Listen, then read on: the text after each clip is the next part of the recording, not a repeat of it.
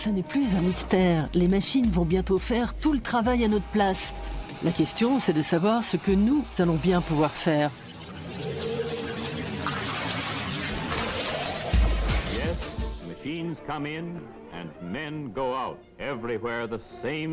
Oh, j'adore l'idée.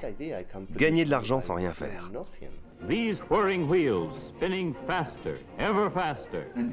Au bout du compte, ce qu'on veut, c'est avoir une machine, une sorte d'esclave qui travaille pour nous. Bienvenue dans le post-humanisme. Mais au fait, que se passera-t-il quand l'intelligence artificielle nous rendra, nous les humains, parfaitement inutiles et dépassés ?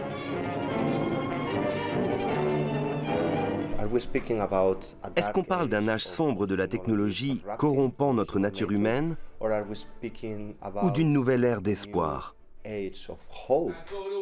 Quand l'art rencontre la science, l'activiste Manuel Beltran est fondateur de l'Institut de l'obsolescence humaine.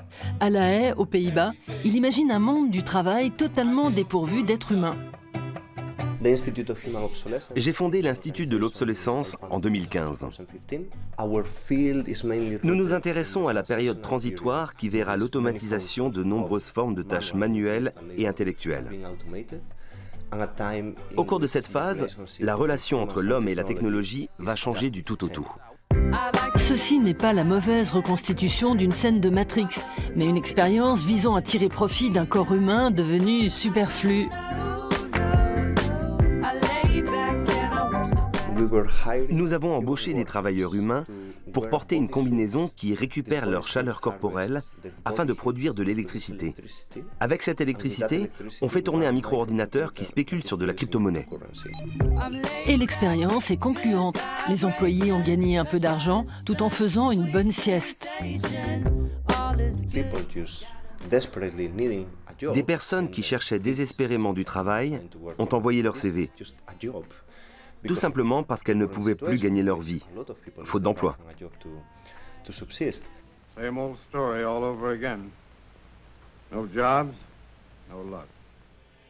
La question c'est, qu'est-ce qui fait de nous des humains, si ce n'est notre corps biologique ?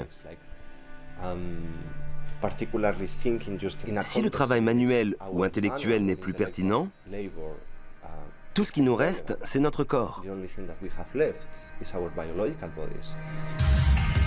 Marco Donnarumma explore aussi la question du corps humain à l'ère de la machine.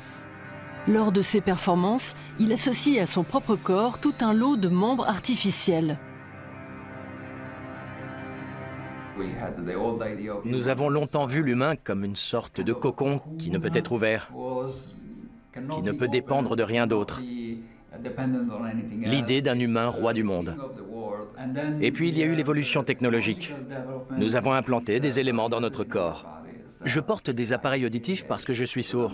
Sans eux, je ne peux pas entendre. Alors au fond, qu'est-ce que cela signifie d'être humain ? Les effrayantes extrémités de Marco sont équipées d'une intelligence artificielle et bougent de manière autonome. Elles ont été conçues par un groupe de chercheurs.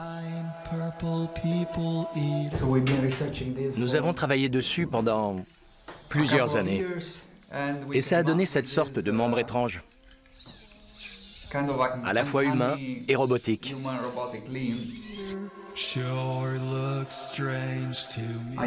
J'ai équipé le robot de réseaux neuronaux, que j'appelle neuroréseaux biomimétiques, parce qu'ils imitent les fonctions de base des cerveaux de mammifères. Cela permet au robot de réagir à son environnement, à la peau, et aussi à son propre corps. Il produit ainsi ses propres mouvements. Lors de la performance Eingeweide, en trail, le bras robotique réagit à un morceau de peau artificielle cultivé par Margherita Pevere, qui travaille avec Marco. Elle a un aspect très mystérieux, à la fois sensuel et écœurant. Elle évoque les tissus corporels et la peau humaine. Un bras robotique tendu vers de la peau artificielle, peut-être la grande love story de demain ?